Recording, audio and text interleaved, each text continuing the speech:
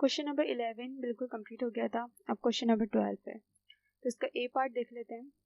For the data given below construct Fisher ideal index number for the year 2010 2013 taking 2007 as base year.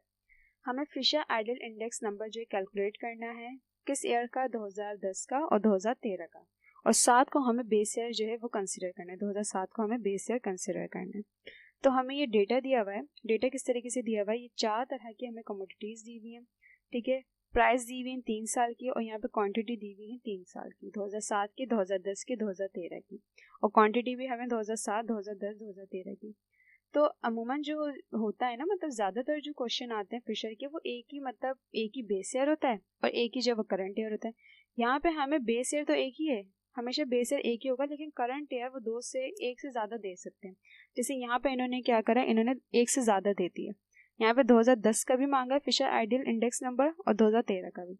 तो सबसे पहले हम 2010 का निकालेंगे, फिर हम 2013 का निकालेंगे। तो क्या होता है, फिशर आइडियल इंडेक्स नंबर का जो फॉर्मूला होता है वो ये होता है। फिशर को एफ से भी लिख सकते हैं और PON करके भी लिख सकते हैं। रूट होता है समीशन PNQO समीशन POQO, ठीक है। ये किसका फॉर्मूला है, ये लेस्पर का फॉर्मूला है। मल्टीप्लाई किससे करना है, समीशन PNQN समीशन POQN। ये किसका फॉर्मूला है, ये पेशीज का फॉर्मूला है। मतलब लेस्पर को पेशीज के फॉर्मूले से हमें मल्टीप्लाई करना है, फिर हमने उसका रूट लेना है और मल्टीप्लाई करना है 100 से। तो हमें लेस्पर का पहले फॉर्मूला पूरा कैलकुलेट करना होगा, फिर पेशीज का फॉर्मूला कैलकुलेट करना होगा, फिर जाके हम फिशर आइडियल इंडेक्स नंबर पर आएंगे। तो इस तरीके से यहाँ पर डेटा में ही जो है ना, इस तरीके से डेटा बनता है हमेशा, ठीक है। तो यहाँ पे हमने सारी कमोडिटी का एक कॉलम बनाया। हमने यहाँ पे बेस ईयर लिखा है 2007, उसकी प्राइस लिखी और उसकी क्वांटिटी लिखी। उसकी प्राइस को PO कहते हैं और उसकी क्वांटिटी को QO कहते हैं। फिर यहाँ पे करंट ईयर लिया, अभी हम करंट ईयर 2010 ले रहे हैं, तो उसकी प्राइस और उसकी क्वांटिटी लिखी। करंट ईयर की जो प्राइस होती है उसको PN कहते हैं और उसकी जो क्वांटिटी होती है उसको QN कहते हैं। फिर हमने यहाँ पे लेस्पर का पूरा फॉर्मूला कैलकुलेट करा, PNQO POQO। फिर हमने पेशीज का पूरा फॉर्मूला कैलकुलेट करेंगे, POQN PNQN, ठीक है। अब किस तरीके से करेंगे, यहाँ पे हमने 2007 की जो यहाँ पे, ठीक है, 2007 की हमने प्राइस ले ली और 2007 की हमने क्वांटिटी ले ली। फिर 2010 की भी हमने प्राइस ले ली और 2010 की भी हमने क्वांटिटी ले ली, और वो हमने यहाँ लिख दी कि भाई ये 2007 की प्राइस है और ये 2007 की क्वांटिटी है। फिर ये 2010 की प्राइस है और ये 2010 की क्वांटिटी है। ये आपने सवाल में से ले ली, ठीक है। अब सबसे पहले क्या लिखा है यहाँ पे PNQO लिखा था ना, मतलब PN जो है उसको QO से मल्टीप्लाई करना है 1 by 1। तो सबसे पहले हमने क्या करा कि 80 को 270 से मल्टीप्लाई करा, तो मेरे पास 21600 आ गया। फिर मैंने क्या किया, 90 को 124 से मल्टीप्लाई करा तो 11160 आ गया। फिर मैंने 70 को 130 से मल्टीप्लाई करा तो 9100 आ गया। फिर 60 को 185 से मल्टीप्लाई करा तो 11100 आ गया, ठीक है। अब मैंने POQO मतलब PO को QO से मुझे मल्टीप्लाई करना है, तो मेरे पास ये आ जाएगा। अच्छा, 1 by 1 जो है ना, आप इसको टोटल भी कर देना। PNQO हमने कैलकुलेट कर लिया, हमने इसका टोटल करा तो 52960 आ गया। अब हम POQO कैलकुलेट करते हैं, तो 64 को 270 से मल्टीप्लाई करा तो 17280 आ गया। 40 को 124 से मल्टीप्लाई करेंगे तो 4960 आ जाएगा। 83 को 130 से मल्टीप्लाई करेंगे तो 10790 आ जाएगा। 15 को 185 से मल्टीप्लाई करेंगे तो 2775 आ जाएगा। फिर हमने इसका टोटल ले लिया तो 35805 आ गया। फिर इसी तरीके से POQN को मल्टीप्लाई करेंगे तो POQN क्या है भाई, PO और QN। तो 64 को 240 से मल्टीप्लाई करेंगे तो 15360 आ जाएगा, सही है। फिर हम क्या करें, फिर 40 को हमने 130 से मल्टीप्लाई करेंगे तो 5200 आ जाएगा। फिर 83 को 125 से मल्टीप्लाई करेंगे तो 10375 आ जाएगा। फिर 15 को 195 से मल्टीप्लाई करेंगे 2925 आ जाएगा। इसका हमने टोटल ले लेंगे तो हमारे पास 33860 आ जाएगा। अब लास्ट है PNQN, मतलब PNQN को आपस में मल्टीप्लाई करना है। 80 को 240 से मल्टीप्लाई करेंगे तो ये आ जाएगा। 90 को 130 से मल्टीप्लाई करेंगे तो 11700 आ जाएगा। 70 को 125 से मल्टीप्लाई करेंगे तो 8750 आ जाएगा, सही है। और 195 को नहीं, ये रहा 60 को 195 से मल्टीप्लाई करेंगे तो 11700 आ जाएगा। इसका हम टोटल ले लेंगे तो हमारे पास 51350 आ जाएगा। अब ये हमने सबके समीशन ले लिए। अब हम कैलकुलेट करेंगे फिशर आइडियल इंडेक्स नंबर। तो हमने फिशर का फॉर्मूला मैं आपको बता चुकी थी किस तरीके से लिखेंगे, इस तरीके से लिखेंगे, ठीक है। अब वैल्यूज पुट करते हैं। F is equal to P O N N is equal to root लगाया हमने। Summation P N Q O क्या था हमारा, summation P N Q O था 52960, वो हमने ले लिया। Summation P O Q O क्या था हमारा 35805, ये हमने ले लिया। मल्टीप्लाई का साइन आ गया। Summation P N Q N जो था हमारा 51350 आ गया, और पी ओ क्यू एन का समीशन क्या था 33860, ये आ गया। मल्टीप्लाई बाय 100 ऐसे ही आ गया। F is equal to P O N is equal to P O N is equal to root ले लिया हमने यहाँ पे, ठीक है, रूट लिख दिया। अब इसको इससे डिवाइड करेंगे तो 1.4791 आ जाए, 91 आ गया, और मल्टीप्लाई का साइन ऐसे आ गया। 51350 को 33860 को मल्टीप्लाई करेंगे तो 1.5165 आ जाएगा, और 100 ऐसे कैसे आ जाएगा। F is equal to P O N is equal to root, इसको इससे मल्टीप्लाई करा तो 2.2430, और मल्टीप्लाई बाय 100 ऐसे आ गया, सही है। ये मल्टीप्लाई बाय 100 ऐसे आ गया। F is equal to P O N is equal to, अब 2.2430 का हमने रूट लिया तो 1.4976 मल्टीप्लाई बाय 100 ऐसे आ गया। अब इसका 100 से हमने इसको मल्टीप्लाई करा तो 149.76 आ गया। मल्टीप्लाई हमें 100 से करा, इसलिए हमने परसेंटेज में इसका आंसर लिखना है। एक यहाँ पे खास बात ये है कि, और ये याद रखनी है कि फिशर, लेस्पियर या पेशीज, आप इसकी कैलकुलेशन अगर कर रहे होंगे और पॉइंट में अगर आपके पास आंसर आता है तो पॉइंट के बाद लाजमी 4 नंबर लेने हैं, जिस तरीके से मैंने geometric mean and harmonic mean में आप लोग को बताया था, ठीक है। तो यहाँ पे भी मर्जी नहीं कर सकते, ठीक है, पॉइंट के बाद 4 नंबर लाजमी लेने हैं।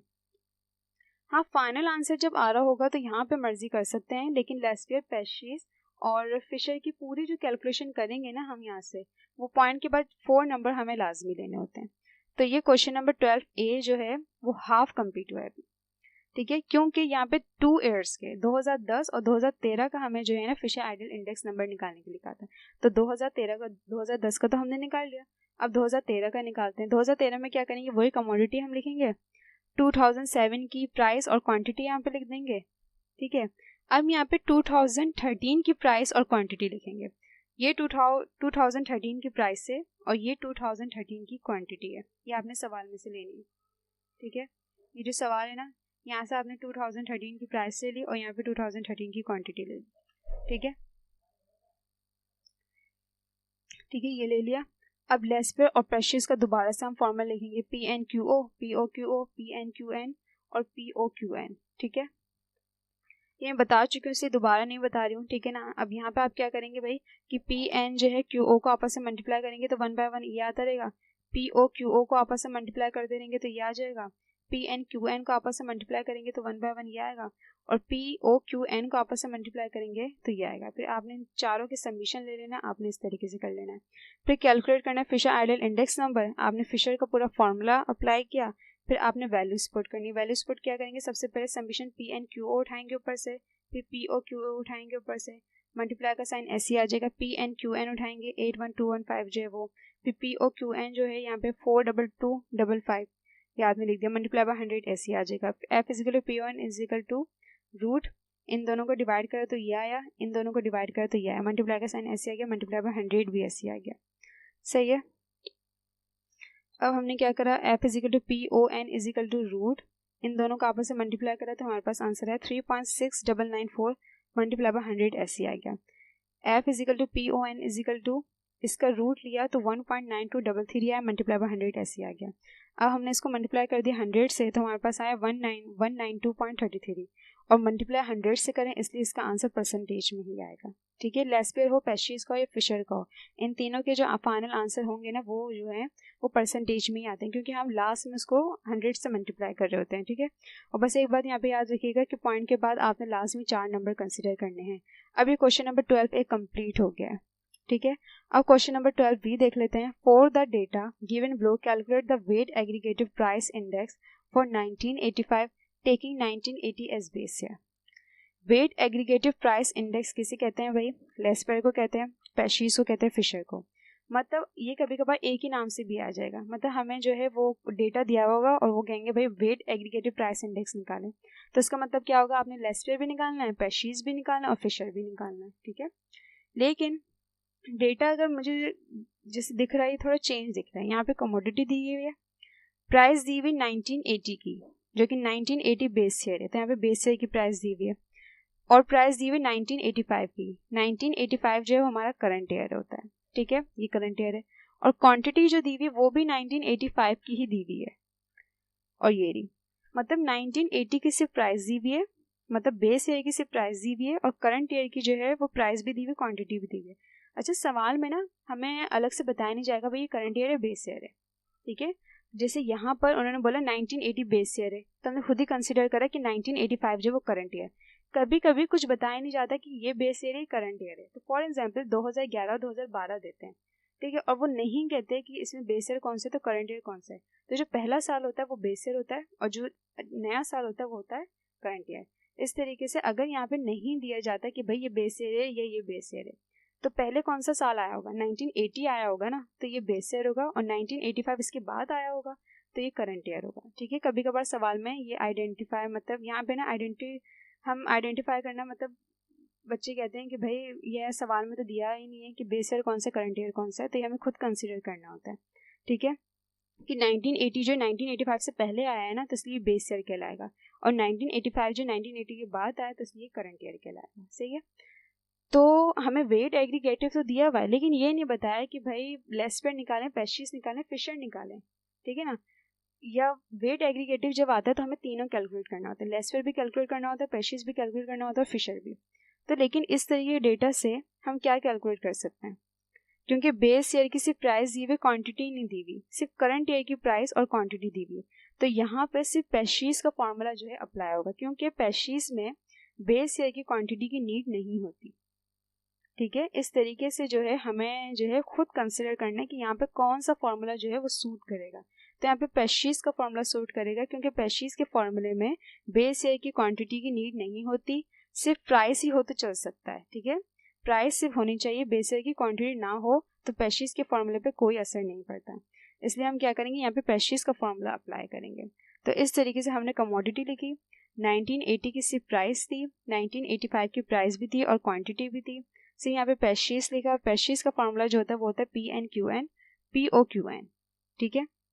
तो हमने क्या करा, PNQN को आपस से मल्टीप्लाई करा तो ये आ गया, इसका टोटल ले लिया तो 1210 आ गया। फिर PO और QN को आपस से मल्टीप्लाई करा तो ये आ गया, इसको टोटल किया तो 920 आ गया, ठीक है। अप्लाई पेशीज फॉर्मूला, पेशीज का फॉर्मूला क्या है, PON is equal to summation PNQN divided by summation POQN multiply by 100। PON is equal to summation PNQN जो था 1210 था, और POQN का समीशन था 900 to 20, और 100 ऐसे आ गया। PON इज इक्वल टू 1210 को डिवाइड कर 920 से तो 1.3152 मल्टीप्लाई बाय 100 ऐसे आ गया, इसको मल्टीप्लाई कर दिया 100 से तो हमारे पास आंसर है 131.52%, क्योंकि मल्टीप्लाई 100 से करें इसलिए परसेंटेज में इसका आंसर आएगा।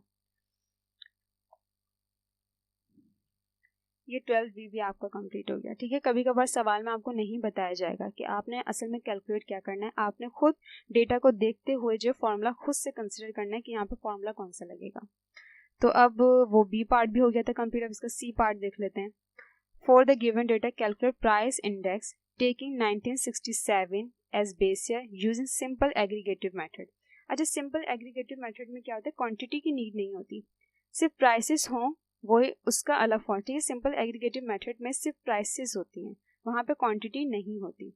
तो यहाँ पे उन्होंने कहा है, तो यहाँ पे प्राइसेस ही दी हुई, 1967 की प्राइस दी हुई है, 1970 की प्राइस दी हुई है, और 1973 की प्राइसेस दी हुई है, ठीक है। और कमोडिटी दी हुई है भाई, ये A कमोडिटी की, ये B कमोडिटी की, C कमोडिटी की, ठीक है।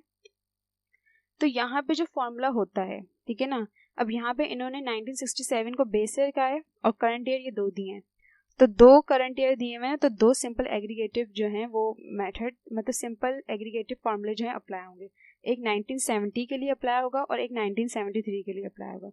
तो सबसे पहले इसके लिए भी इस तरीके से डेटा प्रिपेयर होता है। यहाँ पे हमने कमोडिटी लिखी, 1967 को बेस ईयर की प्राइस हमने कंसिडर करा, ठीक है, 1970 को करंट ईयर की प्राइस कंसिडर करा, और ये 1973 को भी करंट ईयर की प्राइस ही कंसिडर करा।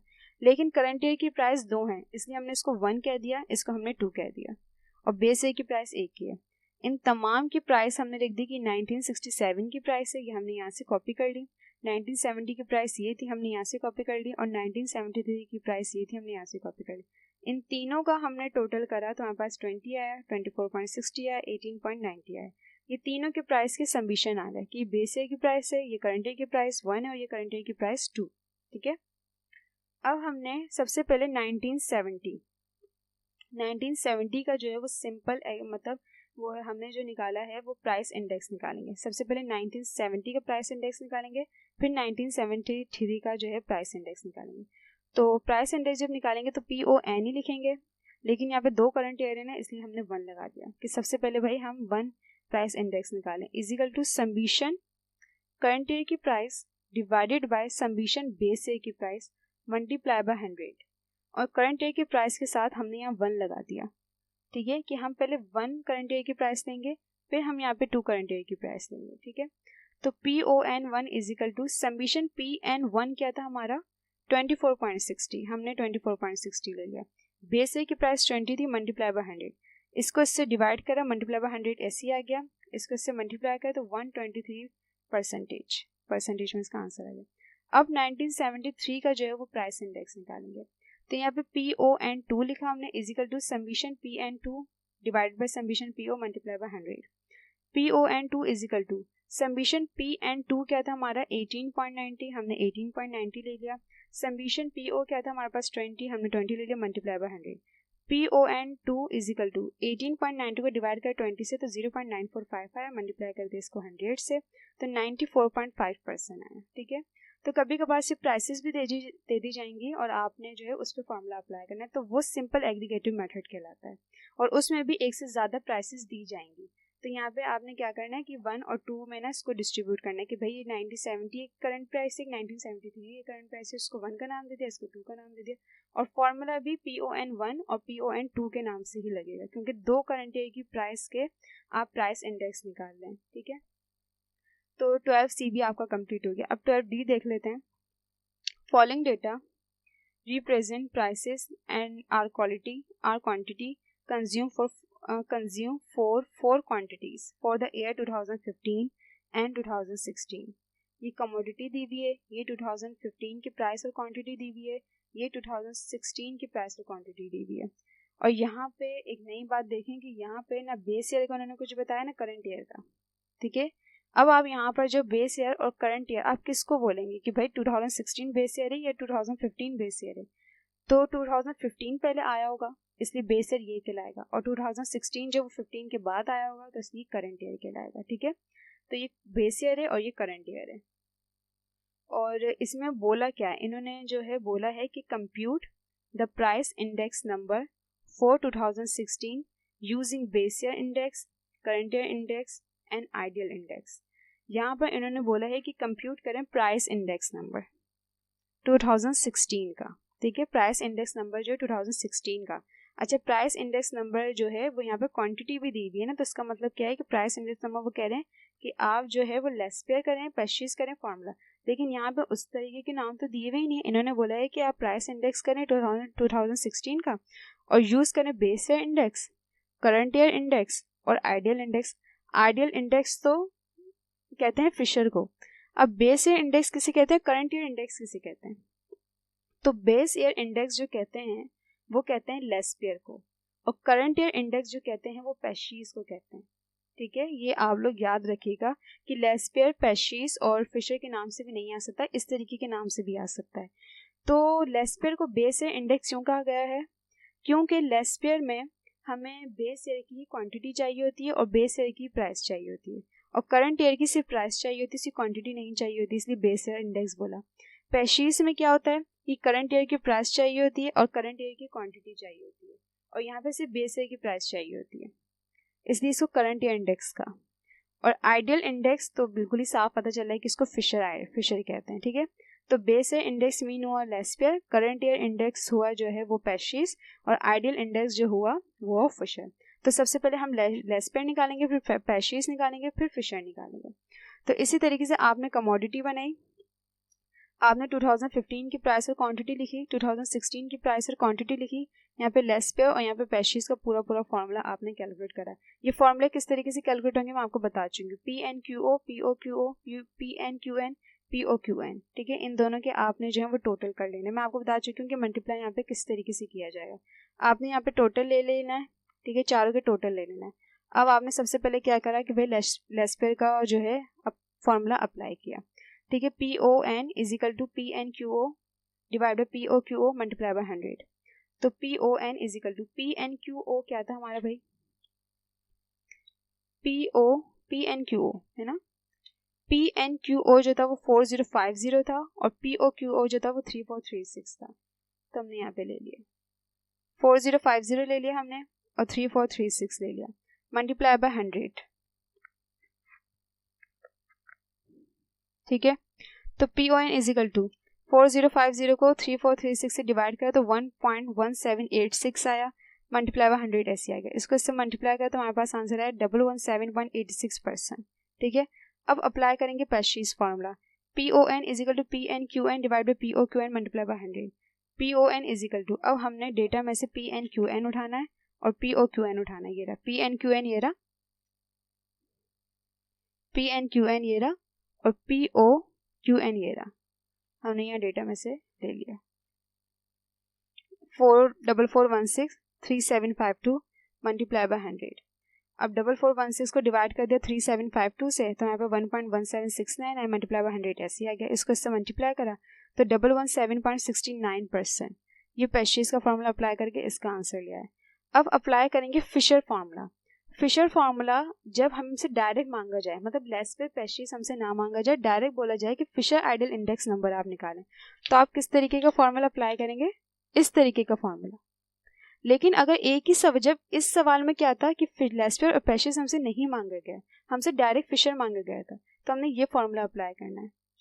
लेकिन अगर एक ही सवाल में वो लेस्पेयर भी मांग लें, पेस्ट्रीज भी मांग लें और फिर फिशर भी मांग लें, तो हम क्या करेंगे, बस PON is equal to root L multiply by P, मतलब लेस्पेयर के आंसर को पेस्ट्रीज के आंसर से मल्टीप्लाई कर देंगे। जो लेस्पेयर का आंसर आया है उसको हम मल्टीप्लाई कर देंगे पेस्ट्रीज के आंसर से, बस हम पूरा फॉर्मूला अप्लाई नहीं करेंगे। तो PON is equal to root Laspeyres का जो आंसर था 117.86 था और पेस्ट्रीज का जो आंसर था वो 117.69 था। ये हमने दोनों के आंसर लिख दिए, इन दोनों का आपस में मल्टीप्लाई करा तो हमारे पास आया 13870.9434 और ऊपर रूट हमने लगा दिया। PON इज इक्वल टू, इसका हमने रूट लिया तो हमारे पास आया 117.77 और यहाँ भी अब देखिए यहाँ पे हम 100 से इसको मल्टीप्लाई तो कर नहीं रहे, लेकिन परसेंटेज का हम साइन यहाँ पे क्यों लगाएंगे, क्योंकि लेस्पेयर और पेस्ट्रीज के जो आंसर हमने ऊपर से लिए थे वो परसेंटेज में थे ना। तो जब हमने इन दोनों के आंसर को आपस में मल्टीप्लाई करा और इसका रूट हमने लिया तो फिशर का आंसर भी वो परसेंटेज में ही आएगा, क्योंकि लेस्पेयर और पेस्ट्रीज का जो आंसर हमने ऊपर से लिया है वो हमने परसेंटेज में ही लिया है, ठीक है। तो जब एक ही सवाल में आपसे लेस्पेयर पेस्ट्रीज भी मांगा जाए और फिशर भी मांगा जाए तो आपने क्या करना है, लेस्पेयर पेस्ट्रीज आपने सॉल्व करना है और फिशर में बस आपने इन दोनों के आंसर्स को आपस में मल्टीप्लाई करके इनका रूट ले लेना है, तो बस जो है उसका फिशर का आंसर आ जाएगा। और कभी वो सिर्फ डायरेक्ट फिशर हमसे पूछ लें अकेला तो फिर हम फिशर का पूरा फॉर्मूला इस तरीके से अप्लाई करेंगे, ये वाला अप्लाई करेंगे फॉर्मूला, ठीक है। तो ये याद रखिएगा, ठीक है। अब ये सेक्शन बी का जो 12 क्वेश्चन था ये कंप्लीट हो गया। अच्छा 13 जो क्वेश्चन है उसमें कुछ थ्योरी है वो आपने याद करनी है, ठीक है। 13A जो था वो define various types of data, ये उसकी थ्योरी है, ठीक है। और 13B जो था what are the properties of variance था, ये भी आपने याद करनी है। Define descriptive and inferential statistics. और ये जो लास्ट आपके पास जो है 13 का डी पर what are the properties of mean, तो ये थ्योरी है, ये आपने याद करनी है। तो सेक्शन बी जो है वो आपका कंप्लीट हो गया है बिल्कुल।